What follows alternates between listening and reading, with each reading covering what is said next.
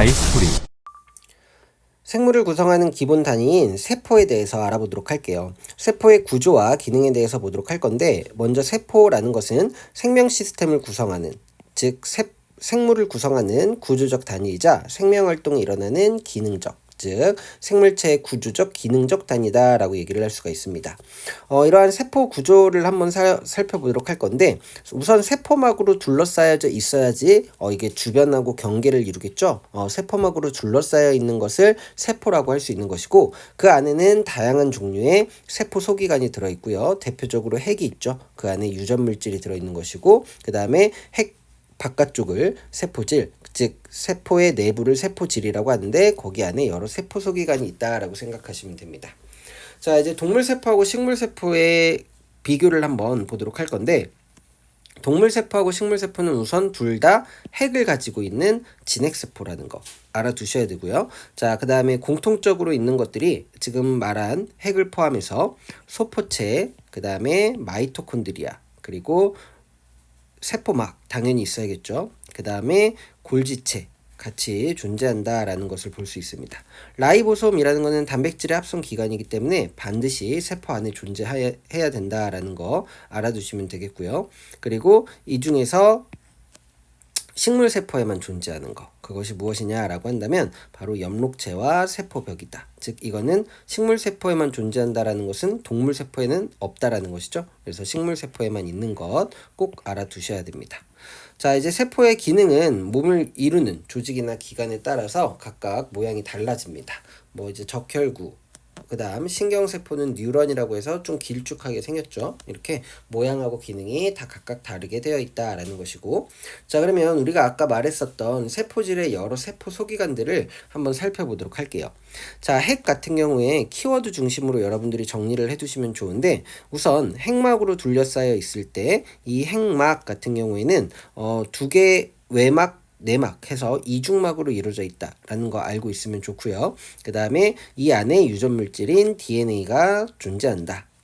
다음에 라이보솜 같은 경우에는 작은 알갱이 모양으로서 막으로 쌓여 있지 않습니다. 그리고 소포체에 붙어 있을 수도 있고 세포질에 존재하고, 가장 중요한 건 단백질의 합성 장소라는 것이죠.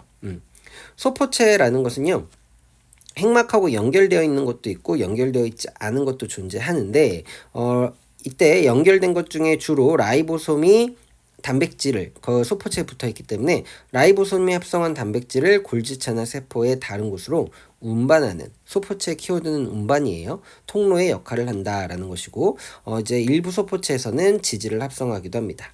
골지체 같은 경우에는 막으로 쌓인 납작한 주머니가 여러 층으로 포개져 있는 모양인데, 이때 소포체를 통해 전달된 단백질 지질들을 가공하고 변형한다라는 거 알아두시면 되겠고요. 골지체의 핵심 키워드는 분비예요.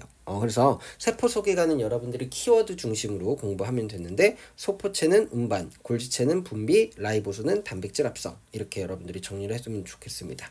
자, 다음에 엽록체 같은 경우에는 여러분들 광합성이라는 것이죠. 그 다음에 엽록체도 마찬가지로 외막, 내막이 있는 이중막입니다. 그리고 광합성이 일어나기 때문에, 광합성이 어떠한 과정이냐, 바로 빛에너지를 흡수해서 이산화탄소와 물을 가지고 포도당을 합성하는 과정이 되겠죠.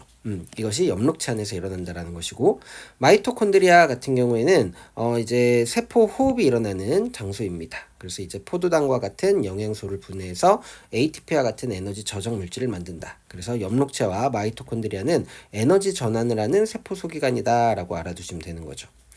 액포라는 것은요, 막으로 쌓인 주머니 모양의 세포 소기관이에요. 그래서 물이라든지 양분, 노폐물들 저장하고 식물세포에 주로 발달되어져 있습니다. 그리고 세포막 같은 경우에는 세포를 둘러싸고 있는 막이겠죠. 그래서 물질의 출입을 조절한다라는 것이고, 자, 이러한 것을 선택적 투과성이라는 표현도 쓰니까 이것도 같이 알아두시면 좋을 것 같습니다. 세포벽 같은 경우에는 이제 동물세포에 없고 식물세포에만 존재한다고 했죠. 세포막을 바깥쪽을 감싸고 있는 단단한 구조물이고, 주성분이 셀룰로스라는 거, 이것도 하나 같이 기억을 해두세요. 자, 그러면 우리 아까 물질의 수송과 운반에 관여하는 세포 소개관들을 봤는데 단백질의 합성과 분비에 관여하는 세포 소개관을 한번 정리를 해보면 핵에 들어있는 DNA의 유전 정보에 따라서 라이보솜에서 단백질이 만들어지는 거죠. 그 다음에 이것을 운반해주는 게 소포체고요. 그것을 가공하는 것이 골지체다라고 얘기했었습니다. 그래서 얘를 골지체가 분비를 하면 막으로 쌓인 주머니가 이렇게 떨어져 나오게 되는데 그것을 분비소낭이라고 하고 그 분비소낭이 세포막을 통해서 바깥쪽으로 이렇게 단백질을 분비한다라고 생각해 주면 되는 거죠. 그래서 단백질의 합성 여기까지 일어날 거고요. 운반을 통해서 분비까지 일어나게 되는 것이다 라고 여러분들이 정리를 해주면 좋을 것 같아요.